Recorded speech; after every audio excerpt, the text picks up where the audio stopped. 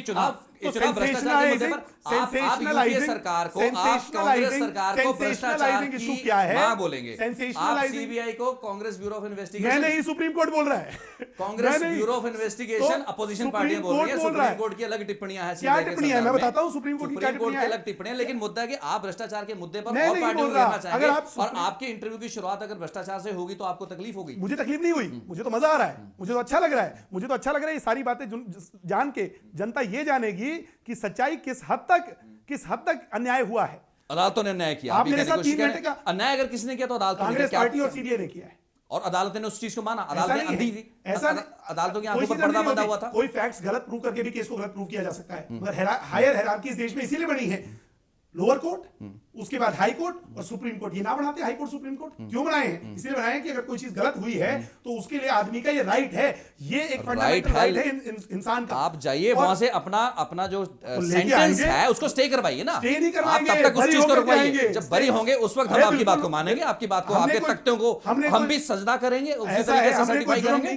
100 बार मनाएंगे, जश्न मनाएंगे, आज होली दिवाली नहीं मना सकते, उस समय मनाएंगे, क्या हो गया, मनाएंगे। और हम फिर भी कह दूं, वो दीपेंद्र 2-1.5 महीने के लिए बेड पे है, मां जाकर रोती है, आंखों में आंसू टपकाती है, मेरा बेटा बेड पर है, वोट डाल देना। चौधरी देवीलाल के परिवार की आंखों में आंसू नहीं आएंगे, कितना भी प्रताड़ित कर लो, जेल में अपने जीवन का आखिरी समय देखना पड़ जाए, सोनिया गांधी के दरबार में नहीं झुकेंगे, कितना भी प्रयास कर लो।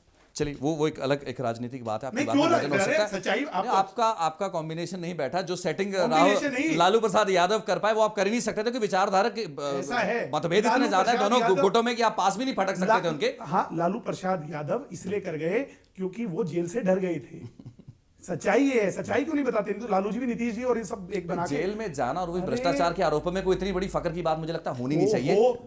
ये देखिए, ये फकर की बात है कि हम जेल में जाने से डर रहे हैं, जेल में ना जाने से, किन मुद्दों पर आप जेल में जाना? आप लोगों का संघर्ष कीजिए, आप संघर्ष कीजिए, आप किसानों के लिए संघर्ष करेंगे, आप जेल में जाएंगे, आपको फकर होगा, लेकिन अगर भ्रष्टाचार के मामले में को तैयार नहीं है तो फिर मेरे पास कोई इलाज नहीं। आप भी एक मिनट, हाँ सवाल पूरा। अगर हम जेल गए हैं और इस बात से मुझे फक्र है, 10 दिन बाद चुनाव है, अगर इस जनता इस चीज को डिसलाइक करेगी तो लोकदल को वोट नहीं देगी, और इस बात को अगर जनता लाइक करेगी तो 10 में से ज्यादा सीटें इंडियन नेशनल लोकदल की होगी। और आप इस बात को टीवी चैनल पे कहें कि दिग्विजय की बात को पसंद किया गया, क्योंकि मेरी बात पसंद ही नहीं तो मेरी पार्टी की सीटें क्यों आएंगी? बात ठीक है, और मेरी बात को पसंद किया जाएगा। और मैं कहता हूं हम जेल में गए हैं, ठीक काम करके गए हैं, और ऐसा काम करके, अगर ऐसा जेबीटी 3000 घोटाले में अगर आप दोषी पाए जाते हैं, 3206 भर्ती आपके सामने करके जेल में गए, और अगली बार 3 लाख करेंगे, और उससे अगली बार परमात्मा मौका देगा। ये तो हरियाणा में है, ये तो हरियाणा में है, मैं युवा नेता हूं, लाखों करोड़ों युवा देख रहे हैं, मैं कहता हूं उनके सामने आपको देश के कानून, अदालतों, संविधान के प्रति अच्छी मिसाल रखनी चाहिए। अब ये नहीं कह सकते हमने जो कि अच्छा किया, अगर जेल के भ्रष्टाचार के मामले में बहुत अच्छा हुआ। दिग्विजय ने अपनी राजनीतिक जीवन की शुरुआत की है, और 2 मिनट देख के सुनिए, 3206 लगाए थे, परमात्मा मौका दे अगली बार 30,000 लगाएंगे, अगली बार फिर मौका मिला तो 3 लाख लगाएंगे। और ये तो हरियाणा की गद्दी हाथ में है, किसी दिन चौधरी देवीलाल की तरह वो बड़े वाली गद्दी हाथ में लग गई तो 30 लाख भी चौधरी ओम प्रकाश चौटाला लगाएंगे। और इसके अंदर कोई गलत नहीं किया, जो किया बिल्कुल ठीक किया। हाँ, अगर गलत फैक्ट्स देकर के हमें गलत प्रूफ किया गया है, गलत धागे पिरो करके, अजय सिंह चौटाला का कोई वास्ता नहीं, कोई मीटिंग में उनका नाम नहीं, एक भाई साहब बनाकर सो कॉल्ड स्टोरी बना दी, और कांग्रेस की सरकार आते एफआईआर में नाम दर्ज करा दिया। अजय चौटाला जी का तो आसपास तक केस में वो नहीं। मैं ये मान सकता हूं कि अगर नीचे कुछ हुआ तो चौटाला साहब को इसकी सजा मिली, मगर वो भी नहीं मिलनी चाहिए, क्योंकि इस देश के प्रधानमंत्री को भी नहीं मिली, क्योंकि घोटाले तो यहां भी बहुत हुए। अजय सिंह चौटाला का क्या कसूर है? अजय सिंह चौटाला का क्या कसूर है? ये तो अदालतें चीख कर उनके ऑर्डर कह रहे हैं, क्या कसूर है? क्या कसूर बताइए, से वो जेल है। आपको आप लोगों को इतनी शिद्दत से समझाने की क्या प्रयास कर रहे हैं कि अदालतों ने फैसले गलत दिए? अगर हम अपने आप को डिफेंड नहीं करेंगे तो कौन करेगा? आप थोड़ी करोगे। आप अदालतों में डिफेंड कीजिए ना, अदालत ने आपको दोषी दे दिया, उसके बाद मीडिया की लड़ाई, राजनीतिक लड़ाई यहां कर रहे हैं, उससे बेहतर वहां कर रहे हैं, फिक्र ना कीजिए। तो जिस दिन फैसला आएगा हम आपकी बात को मानेंगे, लेकिन मैं तो मानता हूं इस बात को, आपको मानेंगे नहीं, माननी पड़ेगी, क्योंकि अदालत का फैसला ही आ जाएगा। जिस दिन फैसला आएगा मैं मानूंगा, मैं खुद मानूंगा, लेकिन ऐसे मैं आपकी बात मानने नहीं जा रहा, जिस तरीके से आप समझाने के लोगों को बात कर रहे हैं। एक जेबीटी बात करेंगे, ठीक है? अभी कोई और एजेंडा है तो बताइए। एक एजेंडा है मेरे पास। आप एक युवा नेता हैं, हालांकि इस पूरे मुद्दे ने हमारा काफी समय लिया, लेकिन आज युवाओं के लिए आप क्या करने जा रहे हैं? आप इंटरनेशनल स्टूडेंट्स ऑर्गेनाइजेशन के 4 चीजें हैं जी, बताएं। भय, भ्रष्टाचार, बेरोजगारी और महंगाई।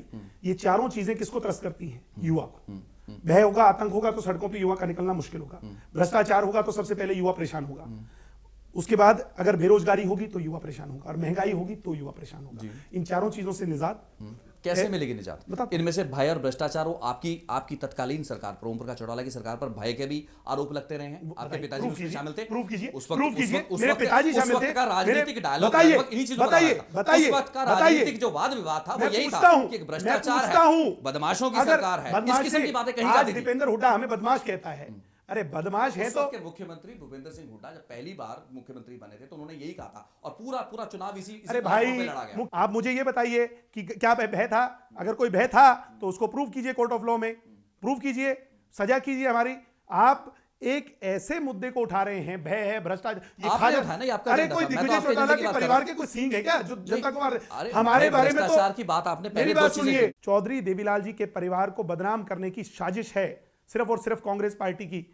ठीक, पॉपुलिस्ट किस्म की सोच की बात वो करते हैं, हम एजेंडा को लेकर के चलते हैं तो आप पीछे उन बातों को उठाने का प्रयास करते हैं। मैं बता रहा हूं कि हमारी सकारात्मक रवैये से क्या सोच है, मैं बताता हूं मेरी स्टूडेंट्स के लिए क्या सोच है। आप उसको सुनने को तैयार नहीं है। एजेंडा पीछे तो जुड़ेगा, लेकिन आप स्टूडेंट के लिए सोच बताइए। मैं आपसे फिर एक सवाल पूछूंगा, आपको जवाब देना पड़ेगा। बिल्कुल, मैं स्टूडेंट्स के लिए यही कहता हूं कि हमारी सबसे बड़ी चीज है महंगाई।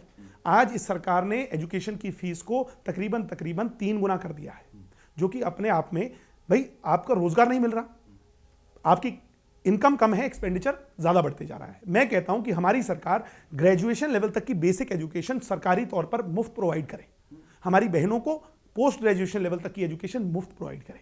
जो कि सरकार सड़कें बना सकती है, फ्लाईओवर्स बना सकती है, विकास कर सकती है, तो एजुकेशन मुफ्त क्यों नहीं दे सकती? ठीक। नंबर 2, जितने भी हमारी बहनें हैं, वो सबसे बड़ी उनके साथ दिक्कत है गांव से कॉलेज तक आने की। हमारे गांव में क्या होता है पूरे हरियाणा में कि भाई बेटी घर से बाहर निकलेगी तो उसको कोई ना कोई परेशान करेगा और वो ना जाए। तो मेरी सोच ये है कि ज़्यादा से ज़्यादा हमारी बहनें पहुँचें, और उसके लिए हम कहते हैं कि एक अलग ट्रांसपोर्ट पॉलिसी बने जिसके साथ अतिरिक्त सिक्योरिटी के इंतजाम किए जाएं और ऐसा माहौल पैदा किया जाए कि ज़्यादा से ज़्यादा बहनें हमारी पढ़ने के अलग से आएँ। इसके साथ साथ आज अनेकों ऐसी चीज़ें हैं, अगर मैं बताने लग जाऊँ तो मुझे लगता है एक सबसे बड़ी चीज़ है ओवरसीज प्लेसमेंट सेल, जो चौधरी देवीलाल का सपना है। इस सरकार ने ओवरसीज प्लेसमेंट सेल की स्थापना करी, मगर आज सिर्फ और सिर्फ 300-400 लोग ही उसमें गए हैं। ओवरसीज प्लेसमेंट सेल बनेगा तो लाखों लोगों को प्रति वर्ष सरकार के खर्चे पर हम विदेश तक भेजने का काम करेंगे, उनका एक्सपोजर बढ़ाने का काम करेंगे। इसके साथ साथ बहुत, मैं एजेंडाज गिनवाने लग जाऊं तो हर 30 किलोमीटर के दायरे में बेसिक एजुकेशन, हर 30 किलोमीटर के दायरे में बेसिक एजुकेशन का स्टैंडर्ड बढ़ाने की बात, कि आप आज क्या डिग्रीज बिक रही हैं, सब कुछ। एक सबसे बड़ी दिक्कत ये है हमारे एजुकेशन सिस्टम में, जो आप भी अपने बच्चों को कल को महसूस करेंगे, वो ये है कि हर चीज बिकाऊ है। आप डिग्री खरीदने जाएंगे तो वो भी मिलती है, हर चीज डोनेशन से मिल रही है। हरियाणा दिग्विजय चौटाला का विश्वास, और मैं भरोसा दिलाता हूं जनता को, मेरे स्टूडेंट्स भाइयों को, कि नो डोनेशन पॉलिसी लाएंगे। अगर कोई भी डोनेशन लेगा या देगा उसको राय माने। I have to sum up the discussion, लेकिन आखिरी सवाल मैं युवाओं से जुड़ा होगा, शायद वो आपके एजेंडे में आए। हरियाणा राज्य में छात्र संघों के चुनाव कॉलेजों और यूनिवर्सिटियों में पिछले कई, सुनिए मेरी बात, दशकों से नहीं हो पाए हैं। इसको लेकर तमाम किस्म की बातें रही हैं, लेकिन मुझे नहीं लगा किसी भी पार्टी ने प्रखर सुर में ये बात उठाई है। उसका बड़ा कारण है कि आज मुझे बड़ी खुशी हो रही है दिग्विजय चौटाला से बात कर, इतने प्रखर, इतने तीव्र, इतने ऊर्जा वाले इस युवा नेता से बात करके मुझे खुशी हो रही है। लेकिन कहीं ना कहीं आपके नाम के पीछे चौटाला लगा हुआ है, और आज अगर पूरे हरियाणा के राजनेताओं को उनकी पूरी पृष्ठभूमि तलाश ली जाए तो सभी युवा नेता किसी ना किसी बड़े राजनीतिक घराने से जुड़े हैं। आम युवा के लिए, राजनीति में आने के लिए, उस सत्ता में हिस्सा हासिल करने के लिए कोई जरिया नहीं है। मैं कहूंगा एक सुनियोजित साजिश के तहत ये छात्र संघ चुनाव बंद करवाए गए, कॉलेज यूनिवर्सिटियों से स्टूडेंट लीडरशिप को खत्म किया गया, और ये स्टूडेंट लीडरशिप आज INSO और यूथ कांग्रेस जैसे पॉलिटिकल आउटफिट्स के मोहताज बनकर रह गए। तो मैं ये समझना चाहता हूं कि आपका कुछ एजेंडा है युवा लीडरशिप को उभारे, ताकि सारे नेता चौटाला या हुड्डा परिवारों से ना आए, बल्कि आम घर का एक नौजवान भी राजनीति में अपना हिस्सा ले पाए। 1996 में ये चुनाव जो है बंद करवाए, बंसीलाल जी ने करवाए, और ये कहकर करवाए भाई ये जो INLD की उस समय जो भी पार्टी थी, समाजवादी जनता पार्टी थी या जो भी थी, इनकी एक ग्रीन ब्रिगेड है जो कि यूथ विंग है, ये गुंडागर्दी फैलाती है। और वो जयप्रकाश किस्म के जो लोग थे आज वो अलग पार्टियों में हैं और वो कांग्रेस में ही हैं। तो ये हमें उस समय बदनाम करने का एक तरीका रचा गया था, उस समय ये सरकार ने बंद करवाए थे। अगली सरकार 1999 में हमारी थी। ये आज मैं आपके टेलीविजन पर इस बात की माफ़ी मांगता हूँ कि हमने 5-6 सालों में वो इलेक्शंस नहीं कर पाए, और उसका एक रीज़न रहा कि सिर्फ ये भय था हमारी सरकार को कि कहीं से गुंडागर्दी दोबारा ना आ जाए। दोबारा नहीं, कहीं से गुंडागर्दी, क्योंकि ऐसा होता था कि यूजुअली जब भी ये चुनाव होते थे बहुत से लोगों की हत्या कर दी जाती थी या जो भी, तो ये वॉयलेंस और इस तरह का माहौल दोबारा से अराजकता का ना हो। इस सरकार ने ये वादा कह करके, यूथ कांग्रेस का एजेंडा था, ये मेन एजेंडा था कि हम इन चुनावों को बहाल कराएंगे, नहीं हो पाए और इस 9 साल में नहीं हुए। हुड्डा साहब ने तो दिल्ली में जाकर खूब सारे स्टूडेंट यूनियंस के चुनाव में कहा भी मैं कल करवाऊंगा, परसों करवाऊंगा, मैं नहीं करवाया। दिग्विजय ने जब युवा चेतना यात्रा करी तो इस बात का मैंने लोगों को विश्वास दिलाया है, और मेरी एक बात जिस पर आप विश्वास कर सकते हैं, मैं आज कहता हूं, अगर मुझे आप थोड़ा बहुत भी सम्मान दें तो इस बात पर आप विश्वास कर सकते हैं कि चौटाला साहब को मुख्यमंत्री बनने दें। 24 घंटे के अंतरकाल में, 24 दिन नहीं, 24 महीने नहीं, 24 घंटे के अंतरकाल में सबसे पहली चीज स्टूडेंट यूनियन के पॉलिटिक्स को चालू करवाने का काम करेंगे, जिससे आम मेरे भाई मेरी बहनें वो निकल करके आए। ये एक बेस है पॉलिटिक्स का। आज हमारी राजनीति क्यों बिगड़ी है? क्योंकि हर व्यापारी वर्ग का आदमी, जो व्यापारी वर्ग गलत कहा, हर पैसा कमाने वाला आदमी जो थोड़े बहुत पैसे कमा लेता है वो सोचता है मैं कल को MP MLA बन जाऊं। और दिग्विजय की जहां तक बात है, दिग्विजय ना तो कोई चुनाव लड़ने वाला है, ना ये सोच के राजनीति में आया है कि मैं 25 साल का बन जाऊं, 30 साल का MP बन जाऊं। दुष्यंत चुनाव लड़ रहे हैं, और वो इसलिए लड़ रहे हैं कि मेरे पिताजी की चुनाव नहीं लड़ेंगे, कभी भी नहीं लड़ेंगे। मैंने ये कहा कि कोई रिकॉर्ड बनाने के लिए या सिर्फ और सिर्फ ये जताने के लिए कि भाई हाँ दिग्विजय है तो अब तो दिग्विजय है, अब तो दिग्विजय चुनाव लड़ेंगे, नहीं। कभी किसी समय जरूरत पड़ी, और मुझे तो लगता नहीं अगले 15-20 साल है, क्योंकि पार्टी में बहुत लोग हैं, मुझे जरूरत नहीं लगता। तो हम पार्टी के लिए काम कर रहे हैं, पार्टी के काडर को मजबूत बना रहे हैं। अगर दिग्विजय अपने आप को प्रूव करेगा तो ये मत कहना मेरे पिताजी की तरह करूंगा, दूसरी जगह पर जाके चुनाव लड़ूंगा, दाता रामगढ़ में और नोहर में, जहां मेरे पिताजी जाके लड़े, वहीं कहीं से जाके चुनाव लड़ूंगा, जीत के दिखाऊंगा, और फिर आप ये बात कह देना कि भाई घर के बाहर जाकर के छोरा लड़के आया है, ठीक है। ठीक, घर में तो सब शेर हुआ करते हैं। बिल्कुल बिल्कुल आपकी बात सही है, लेकिन युवाओं पर जो आपने हमें मैं विश्वास, मैं आपको ये बहुत नाजुक नुक्ता है, लेकिन मुझे लगता है कि सारी राजनीतिक पार्टियों की जो एक पीछे की सोच है वो लगभग सेम है कि युवाओं को उभारना तो अपने परिवारों से उभारे और फिर अपने बेटे ही सांसद बने और ऐसा है जी। डॉक्टर का बेटा डॉक्टर, किसी इंजीनियर का बेटा इंजीनियर, तो पॉलिटिशियन का बेटा पॉलिटिशियन बन सकता है। चौधरी देवीलाल जी राजनीति में आए, उसके बाद ओम प्रकाश चौटाला जी आए, उसके बाद अजय सिंह जी आए, और उसके बाद दुष्यंत आज राजनीति में है। सभी चुनाव हमने देखे हैं, और एक बार अगर राजनीति में आकर जीत हो और फिर हार हो तो मैं ये समझ सकता हूं कि वो लोग सिर्फ और सिर्फ इसलिए राजनीति में आए कि उनके पूर्वज राजनीति में थे। एक बार से ज्यादा बार आप तभी चुने जाते हो जब आपका काम होता है।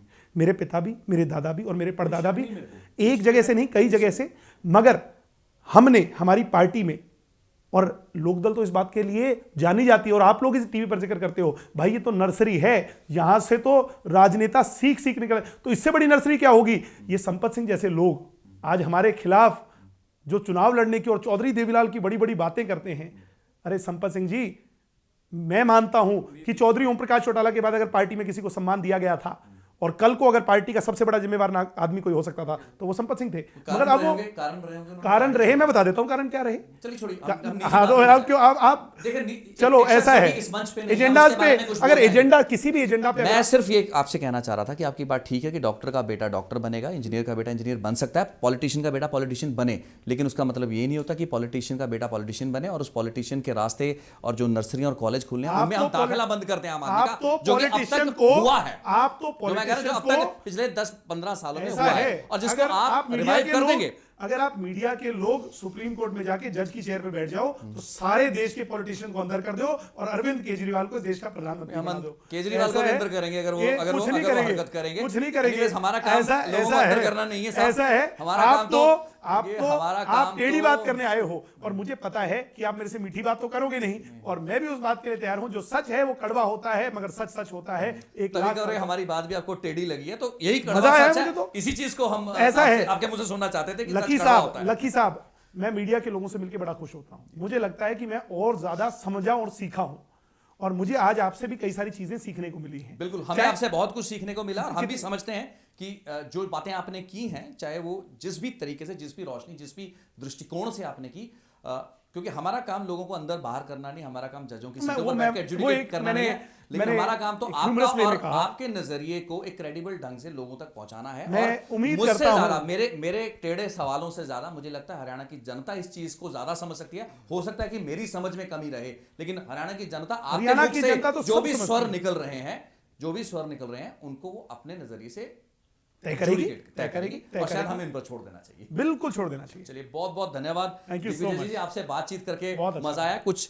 हमारे स्तर पर कुछ कड़वी बातें आपको लगी हो तो उसके लिए हमारा काम है, हमें ये सवाल पूछने पड़ेंगे, टेढ़े सवाल नहीं पूछेंगे तो सीधे जवाब नहीं आएंगे। कुछ ऐसे कमिटमेंट्स मैंने आपसे किए जो हम करेंगे, कुछ आपने भी नहीं, मैं कमिटमेंट आपसे लेना चाहता था, मेरा बड़ा पुराना एजेंडा, मैंने हमेशा ये आपकी अकेली स्टेट नहीं है, पंजाब की 7 की स्टेट है जहां पे 1984 से चुनाव बंद हुए हैं, तो युवाओं को लेकर अगर बात करनी है तो युवा नेतृत्व को उभारने के लिए इस किस्म के कदम उठाने पड़ेंगे और खुशी है कि आपने अच्छी बात की। कमिटमेंट मेरे से किए हैं कि जब चौटाला साहब और अजय सिंह जी जेल से छूट करके आएंगे तो आप एक स्पेशल जेबीटी बात शुरू करेंगे और उस पे खुल करके चर्चा होगी कमिटमेंट, और होली का रंग मैं आपके चेहरे पर लगाऊंगा। बहुत बहुत धन्यवाद दिग्विजय चौटाला साहब से ये बातचीत काफी ज्यादा ही हम कह सकते थोड़ी गर्मा गर्मी वाली बात, लेकिन उम्मीद करेंगे आपको अच्छी लगी होगी। इनका नजरिया है जो कि हमारे सवालों से और हमारी टोका टाकी से शायद ज्यादा खुलकर ज्यादा प्रखर रूप से आपके सामने आया है। उम्मीद करेंगे आपको ये बात अच्छी लगी होगी। आपसे इजाजत लेते हैं, टेढ़ी बात का ये कार्यक्रम जारी रहेगा, कल भी हमारे साथ जरूर जुटेंगे खास मेहमान के साथ टेढ़ी बात लेके फिर हाजिर होंगे। धन्यवाद, बहुत बहुत धन्यवाद।